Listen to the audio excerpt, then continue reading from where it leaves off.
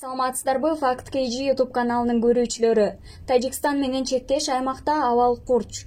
Тажик тарап бүгүн саат 3:00 Чоңалай районунун Онжубулак аймагындагы чек аранын тактал элек тилкесине, Кыргызстандын аймагынын тереңдигине 1000 метрге чейин кирип бара жаткан жерине контейнерди орното баштады. Саат 6:00 карата тажиктер орнотулган контейнерден 600 метр жылышкан. Тажик тарапта аскер кызматкерлеринин автоунаалары жана жеңил брондолгон унаалар топтолгондугу байкалган. Бирок Тажикстан чек ара өкүлдөрү телефон чалууларга жооп бербей жатышат.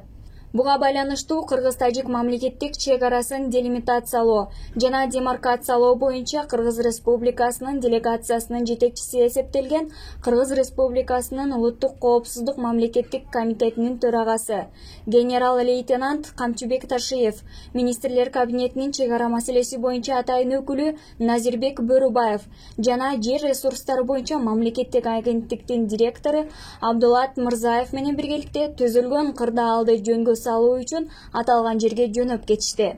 Министрлер кабинети бул боюнча төмөнкүдөй маалымат билдиришти.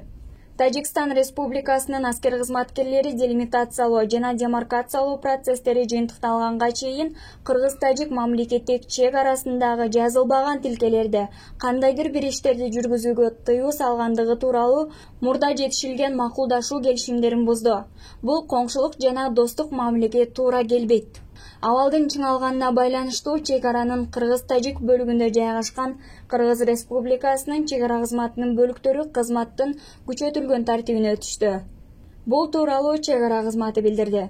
Чоңалай районунун акими Темирболот Асаналиев Кыргыз тарап азырынча аскердик техниканы тартпай турганын билдирди. Эсиңиздерге сала кетсек, буга чейин 28 апрелде Кыргыз-Тажик ортосунда чыр чыккан.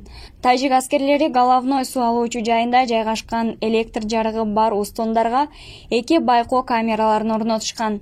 Мындан улам 2 өлкө жарандарынын ортосунда нааразычылык жаралып, таш ыргытуу болду. 29 апрелде кыргыздарга карата ок чыгарып, жыйынтыгында 36 адам көз жумду. Айылдагы үйлөр, май куюучу жайлар өрттөлүп, 5-6 айылдын тургундары эвакуацияланган.